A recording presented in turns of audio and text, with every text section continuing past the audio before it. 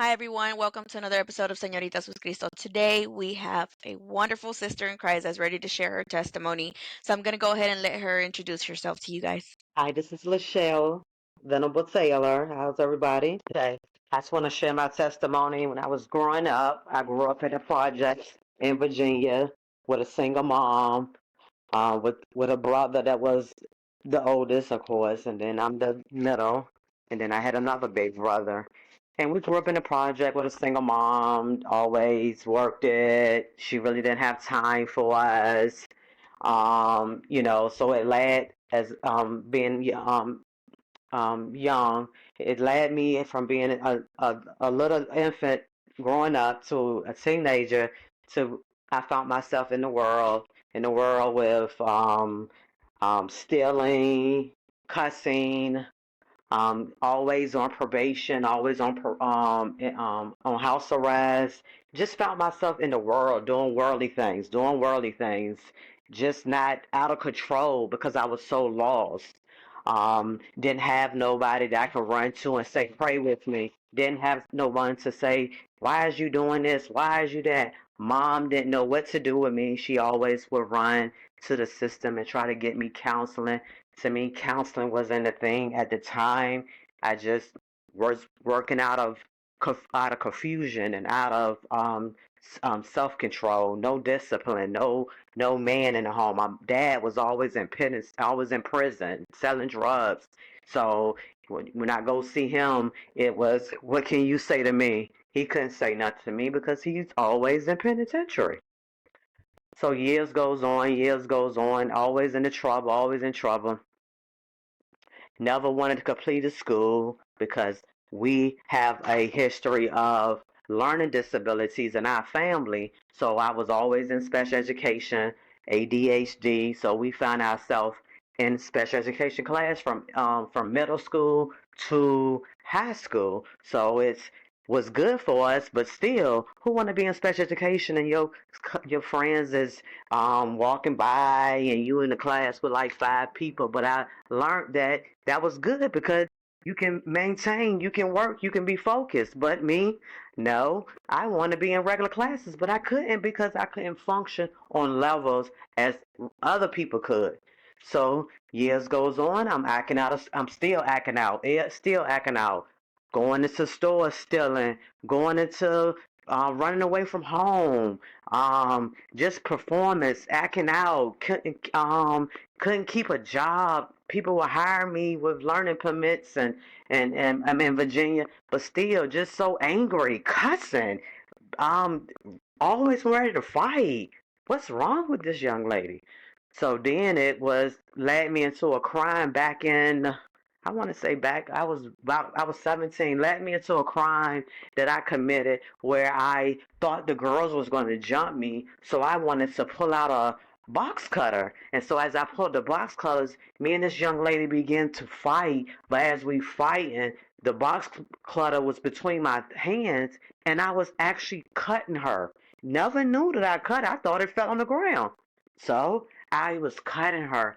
So as the fight had ended, I seen the two other young girls run to the police car and took the blade that I cut this young girl and was showing the officer. So when I seen it, I ran from the scene to someone home. So I called my mom to let her know, but they already didn't call my mama because it was a serious crime. Didn't even know that. So they already called my mom. They had put pictures on the TV of me and called my mom. Told my mom if I don't turn myself in, I will have a warrant out for my arrest. I need to come in and turn myself in 72 hours. So I said, you know what? You done it. Go home. Who want to have a warrant for their arrest and have pictures all on the TV? So I go home. I explain to my mom what happens face to face. And I said, Mom, I did it. And let's go down there. But of course, Mom, no, let's call them and say let them come over here and do the paperwork here because at the time my mama didn't have a car, so she thinking that it'll be easy to just come over here and let's do the paperwork. And the man explained to my mom, no, you we come pick you up and we bring you home. But I know I wasn't coming home. My mama said, oh, okay. So I get down to the administrator office and did listened to the statement that was told to me about the crime that I committed. So they explained to me everything, and I try to lie and all that. That wasn't working. Make the long story short, I was arrested, put in the detention center from that. So I told my mom. They arrested me in front of my mom, and I told her I love her. She went on home. So then I go to a juvie hall and stays there until it was court day. My mom didn't show up, so when you a minor, you go back to the juvie hall. Come back to the juvie hall, like, Mom, I'm ready to come home. So as this time goes on, they transition me and try to take me home and put me on house arrest. I'm like, okay, freedom. So my mom get orders for me to order her phones where you can't have call waiting, you can't have nothing, no features, no extra features on the phone. So I come home on house arrest. So I'm like, okay, I'm gonna obey it. I'm not gonna do nothing crazy. So I obeyed house arrest for a month. The charge not over or nothing. So I goes and try to plead for the girl to not come to court because I didn't want to get in trouble and try to plead. But as it is a serious offense slash when you cut someone and they have to go to the hospital, that's a major charge on top of a major charge. You have to come to court because they are coming to pick you up. So make the long story short, I goes to court and she has witnesses and I had two witnesses of mine and she had hers. So as the trials goes on and then as the trial goes over, then they set it for a trial, meaning no one else come but me. And so that took about a couple of more weeks. I get home, go home on house arrest. Then I come back. I get sentenced to 2 years in a correctional facility out in Virginia in Richmond that is ran like a boot camp facility slash 30 days of that slash a correctional facility, just like you would go and visit someone. So, so as I experience all of that transition as I'm doing this 2 years and stuff, I went to school. I didn't take anything serious for schools wise because I was just ready to come home, but I still obeyed and still did what I had to do in the facility. But my goal when I came home, got released, was to go into the army because the first 30 days is ran like a military boot camp place. But what I wanted to go into, I couldn't because of my charge couldn't get waived, and Air Force doesn't take it. I passed the test, and when I met with a recruiter, he asked me what I want to go into, and I said Air Force, and he said no, you can't. Your charge cannot get waived. So I let that go. Then I started living my life. Came home. I was on parole. Got in trouble, and with some more friends. Went to a store, didn't supposed to be in that store, and an old friend, she gave us bags to put items in for we don't have to pay for them. So I got caught with the girls that did it, and so I got violated. But God is good because they didn't violate me, and then I didn't have to do the rest of any more time that was over my head. So that was the end of it. I said, Lord, if you get me out of this, I'm done. No more trouble, no more. I need to stay focused.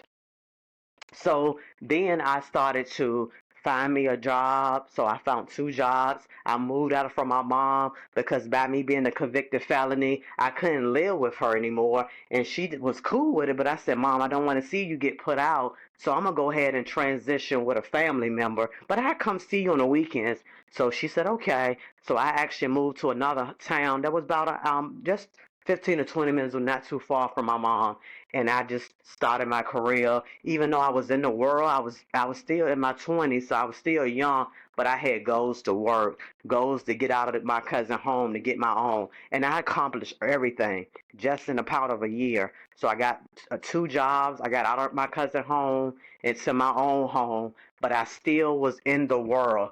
Nothing with church, nothing with nothing, but just worldly stuff still, but just wasn't ready to settle for the kingdom yet.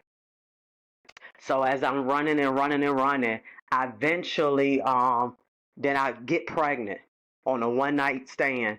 And so I get pregnant. So by you I got pregnant. I didn't know who the father was. I didn't know it was gonna be A or B, but I called both.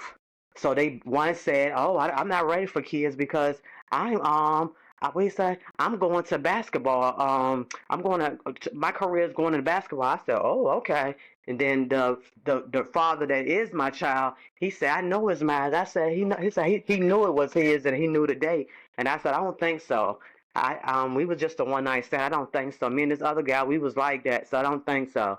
So make the story short, I did a paternity test when my daughter came out. I did a paternity test, and the father that is hers, he was right. So the test came back for the first one. He wasn't a father, but the second one, he was the father. So, and he was military. But the thing about him being in the military, when 9/11 came, they snatched my benefits because he AWOL, so I couldn't get the benefits for my child. So, oh man. So, but then by him AWOLing, he still was on child support. So he got out of the military and he ran straight to his hometown, which was Atlanta. So as he going back to Atlanta, what happened? He became the world in and out of penitentiary. Always, always, always. So he wasn't no support after a while because all of the support that he was getting, I was getting, he started working to run to back to his hometown. So then I started to date guys and deal with guys and deal with guys, and everybody I dealt with, it was built of a not only a soul tie generation curse. Yes, I didn't get deep about my mom. I experienced my mom of always dealing with one guy though, but it always would hit her and she'll take him back. So what happened? I formed a generation curse. Watching her, he hit you, so you call the police, so he come back home. So I formed that, and every guy I dealt with, I did it. I did it so much till I said, Lord, really? And you think that's love, but it's not. So I dealt with it and I dealt with it and I dealt with it. Relationship. You dealt with it, you dealt with it. Until the journey began. I began my journey at this church called World Outreach. Then before I started my journey, I got married. I got married for wrong reasons. We was very unequally yoked, but I didn't realize that until we got married. All the all the who he is came out in the marriage, but I never gave up. I didn't have nobody to run to, of course, but I ran a church and he counseling me. But you getting counseling after the fact, instead of getting counseled before you say I do. So I get to know him, even though he was young. I got to know him. I got to see trials that we went through that we couldn't go through together because we was equally yoked and we wasn't strong enough and we just didn't have that capability with the good Lord. I would pray. He didn't want to pray. He wanted to be on a book and want to order materialistic stuff, worldly stuff. So me and my daughter stay on the knees and pray. But I can't question why he wasn't ready. But he had a powerful calling on his life. But he still was running. But me and my daughter would go to church. We'll go to church. We'll go to church. We'll go to church. And you know what happened with that relationship? Instead of him seeking God, he started alcohol, fifths of alcohol. And then my mouth, if I say something to him, he ready to what? Hit me. So hit me, then it's the police come. He was just so angry, and the police couldn't control him. So they would come about 6 or 7 to get him removed from the house. So it didn't stop nothing. What happened? He come back home. So, or they'll tell me you lay downstairs, or he lay upstairs. So it wasn't like he hit you. He gonna get removed from home because the county I was in, they was big on marriage. Y'all stay together. So eventually, then we will always separate. He'll go back to Atlanta or he'll go to Alabama where he's from. But what? He'll come back home and make his visit back home. It was never on no good foundation. It was never nothing that we was growing together. But I started seeing who is me. I started learning a lot, and I started saying, "Why is you taking this? Why are you doing it?" It was always easy for me to tell every man that hit me that you can leave or you can go. But it was always easy. It was hard for them to let go of me. So it was always easy for me to say that. But I still stayed in the mix of dealing with them. So my husband, um, he, as we separated and continued getting separated and separated, then we would always move and move until finally I headed up in my prayer closet, and then I said, Lord, if this guy get up in the morning and bring this situation and we prayed about and let it go, I'm done. And that's what he did. Satan came the next morning after you sleep it off and let it go. That's the Bible say. And he got up that morning and started talking about it and going off and cussing. And I said, Lord, when he leave this home, I'm taking all his stuff to his job site. And I think he felt that. And so when I called him, my daughter didn't even go to school that day. I took all his stuff and I told him that was it. And I meant that and I sealed that up. And so I went through the process of doing everything, of separation. And then at first I said, do you really want to do this? And then as I see that he wasn't pursuing nothing but worldly stuff, I said, why would I need to hold on to what he's doing, what how he's doing, but you got your life or how you want to connect with God, and he doing worldly stuff. And so as we separated, it was just so messy, messy, messy. But it ain't nothing good out of being separated because the enemy gonna stay be working. So then from the separation, I have a son by him that was born March 19 at home. So praise God.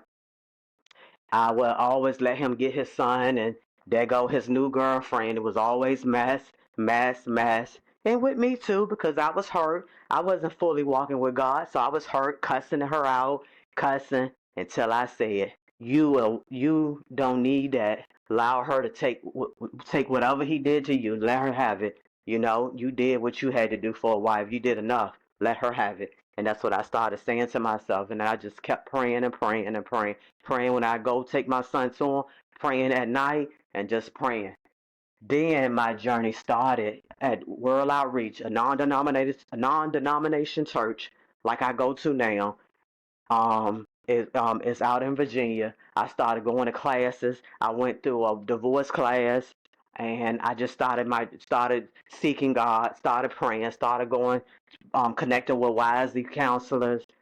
Still won't really there yet, but still I'm lukewarm, but I'm coming. I'm coming. Then I started seeking counseling, counseling, one-on-one counseling and stuff, and people praying about praying and stuff. Then we finalized get our divorce. He didn't want to divorce me. He kept throwing the papers and throwing the papers. And then I say, we both young. We shouldn't be out here letting you do you. If you want to do you, live your life and let me live mine. I want to be married again, and you should be wanting to get married again too. Since we didn't work out, don't hold on to me. And so he finally went to go see my lawyer. We got divorced. My divorce has been finalized December 4th, 2014. But that because you divorced, you still have to go through freedom. You still have to go through the deliverance. There's a lot that you have to go through. I always said to my girlfriends, it's easy saying that you want a divorce, but walking that walk is hard. So I walked the walk.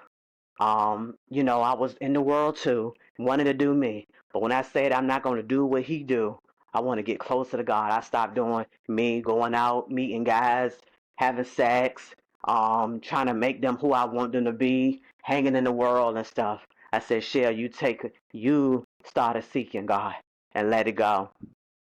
And that's what I did. Still was falling, still was falling. It's a journey, so still was falling, still was falling.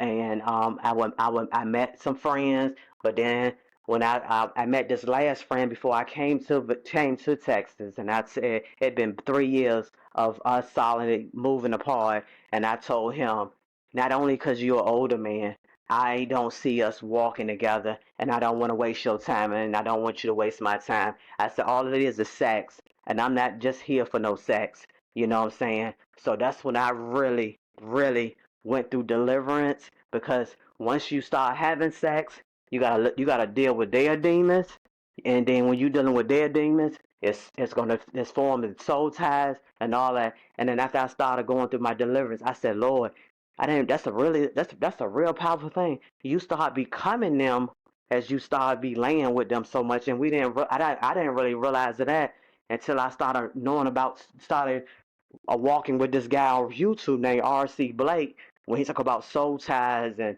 watching Jared Flowers he's in Houston, about sexuality.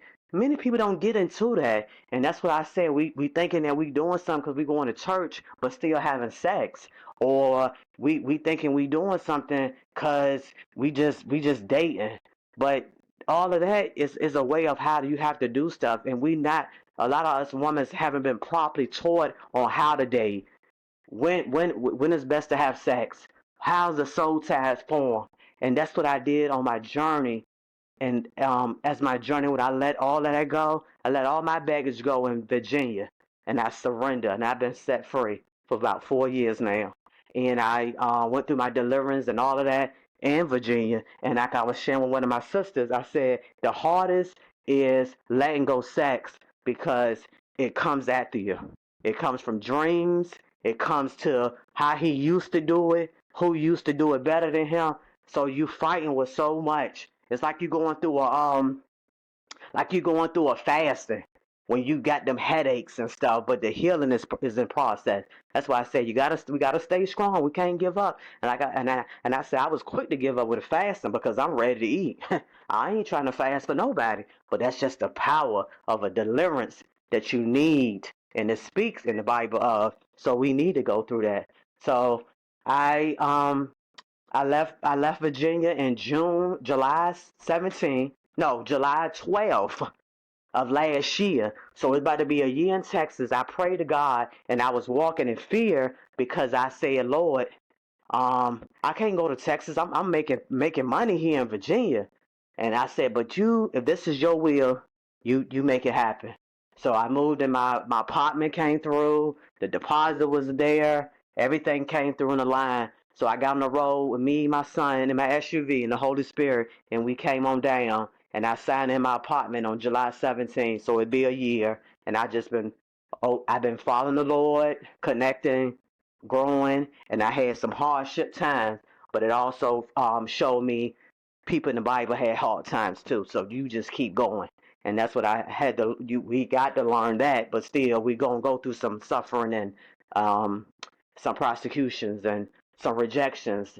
And so it made me stronger since I got here, because I was in my comfort, and when you in your comfort, everything is known. So now it's like, what you gonna do? So I had to get on my knees and say, Lord, I'm gonna rely on you. You said first seek your kingdom and your righteousness, all things should be added. So everything started coming. I didn't have nothing in my apartment. It don't matter if it's nice in here, people got something to talk about. It ain't nothing in her apartment. She ain't got nothing but a bed. But I got everything now. Job lost everything. What happened in the last chapters?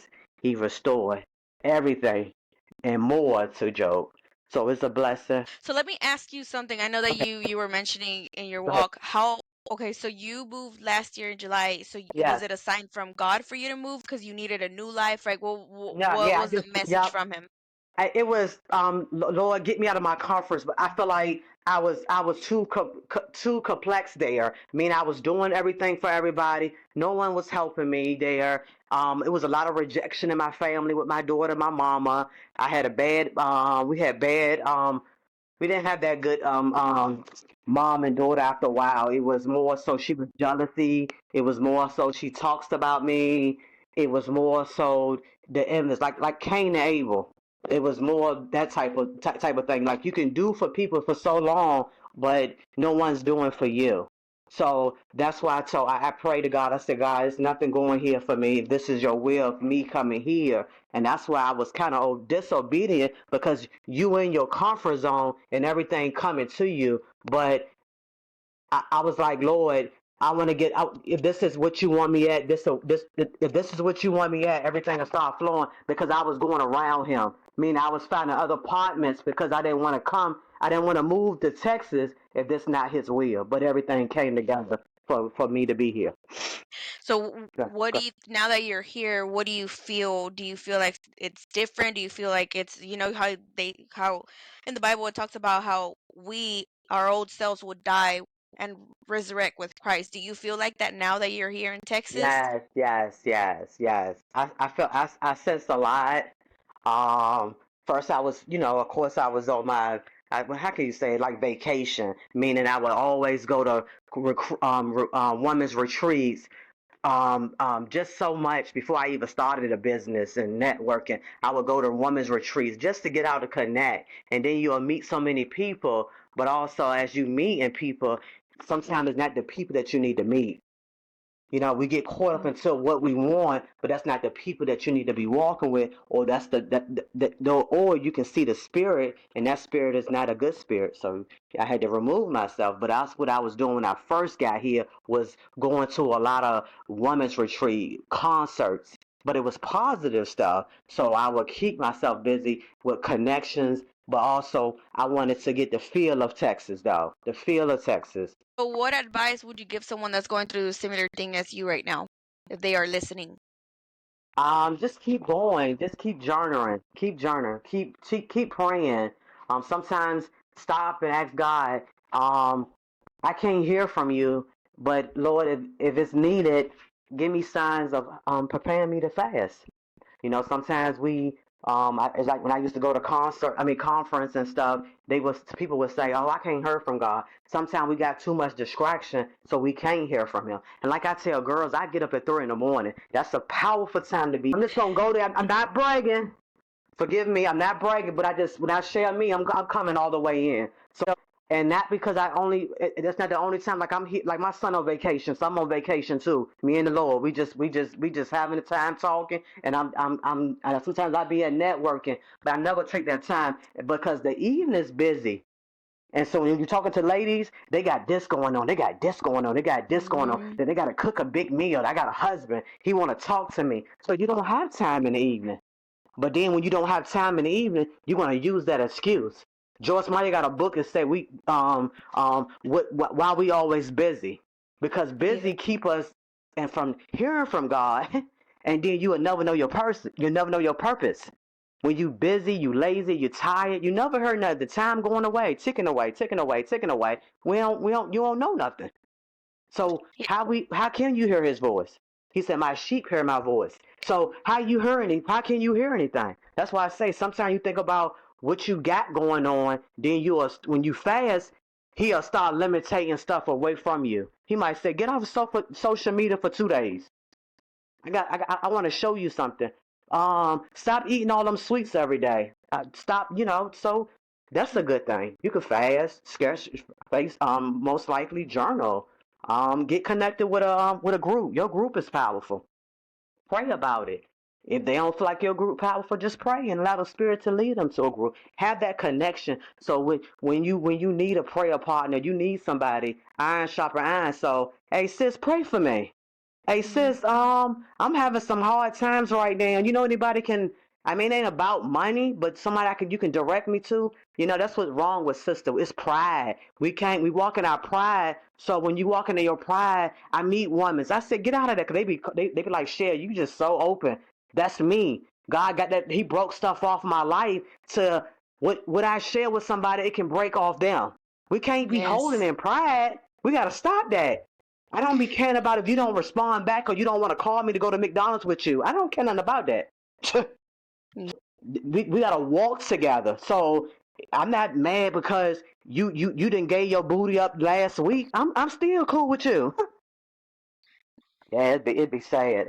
I be seeing a yeah. lot here, and it's sad. But that's when a lot of people don't go to church. And when you go to groups, and you can hear people say stuff like, "I ain't going to church. I ain't going because I was doing a group in Virginia. I ain't even talk Mm. about that. And I was doing my group in when the COVID was bad, and the girls would say in the group, "Oh, I'm not going to no church," because my son would go to this church by the house, and the ladies would say, come and bring your group over here, Shaya, and we'll feed them." But the girls feel so content with my home studying the church because they was able to talk and go overtime. Like people didn't want to rush to get out of church and say, "Oh, we got to be out by 8 o'clock." People was open up from their heart in my home and stuff like that. And a lot of people church hurt. I don't know why, but church hurt or feel like people looking at them down. And I used to feel the same way. Then I said, so what? Maybe they going through the same thing, but acting like it's nothing. So Mhm. you can't worry about how people look at you or something like that. Just get it off of you. Get that burden off of you. You know, he'll when you pray in the spirit, he'll lead you to a person that you can walk beside and talk to and have that good counsel that counsel with you anyway. So it don't matter. We all done something crazy. You know we might still be fighting with some crazy. Don't know. But it shouldn't be no judges. That's another thing I had to tell the girls. That's one thing about Shay. I don't be walking around here talking about some friends. I've been a people pleaser too much to God say, just be still, be set apart, and allow me to bring those people to you. And just so y'all know, backstory, we actually met at an entrepreneur conference, and she ended up going to one of our Bible studies here in Dallas, Texas. And I just clicked with her. The moment that I met her, we just clicked. I didn't know what it was. We didn't even talk about God or anything. We just clicked. And I was like, "Hey, do you want to share your testimony?" She's like, "Yeah." Yeah, yes. He is. And like today I went to a woman's business, and I Hmm. seen a lot of spirits there. But then I was sharing with a lady. I said, "But you can't run from a spirit. You just don't have to entertain with it." And everybody ain't like the business meeting we went to. It wasn't Hmm. entertained like that, friendly. It's always gonna be somewhere where it's gonna be out of place. Yes. You get what I'm saying? So you've seen a lot of that, and it's sad. But as I meet with a counselor, they say that share that look at the world, look at people, and people so much with their business about money. And one thing I told my sister from Virginia, I said, "This sister talking about you said, let me get it right. Lord, I got a business, but I'm not chasing money or it's not all about the Amen. money." And I said, that's good from a young woman coming out to say that. But when you look at these entrepreneur business I be going to, it's sad because the money is the ruler over them. No, but the part that get me upset, don't never clue God in it because God don't got nothing in it. I'm just gonna, Yep. that's one thing about my spirit. Don't never clue God in it. You know, Hmm. if you see a sister never been to an event or never sister something like that, you welcome her in. Don't never take your money and feel like, oh, I'm on top now and it's about my business and I need to not get involved with her because she knew you help one another and that's what the world it is. It's money ruling everybody and it's not shouldn't be like that. It's funny. What you worried about is speaking His word and bringing people to the thing. What Hmm. you say? The more you bring people, what happens? The more Satan gonna attack. So what Yes. you want? I want to bring souls. So I don't care nothing about the attack. I was just attacked a week ago because I was fasting. So we don't worry about the attack. We worry about souls getting saved and people turning from their wicked ways and praying and seeking His face. That's why I always pray in the closet at 3 in the morning. I always say that. They be like, "Shay, you booming?" I said, "Booming. I ain't want for nothing." I said, I always tell God, if it's my season or it's my time, allow me not to chase money. Yeah. I don't want to chase money, but I want to go and still network and connect and on what your business is. How can we help or what you do and all of that. I'm good to go fellowship, but I'm not going to lose sight because of a 2.9 million. No, like is this for me, God? That's what you gotta. That's what I want. And I know I want to be chasing because my light be about to be turned off. God, you provide, don't you, according to your riches and glory. So if that's what He gonna provide, allow Him to Hmm. provide it, or allow me to continue working like I've been working. I don't want to be. That's like you said about how you lost business. I lost the business in Virginia because Yeah. what happened when you in Virginia, you do bids and contracts. You get so much bids and contracts because of the money. Then what happened? You don't got enough employees, so you got to lose the contract. That's what I don't. Who want to go through that? I don't want to go through nothing like that. I'm losing. I'm trying to worry about money, but don't got no employees. Got to be wise when we do this. That's why I tell girls, you want to know wisdom, read the book of Proverbs. Read the whole Bible. Study the Yeah, whole Bible. if you a beginner stage, like you start, because you gave me confirmations. I'm doing Matthew, so to get a refreshing. So I tell people Matthew, Mark, Luke, and John, and Acts.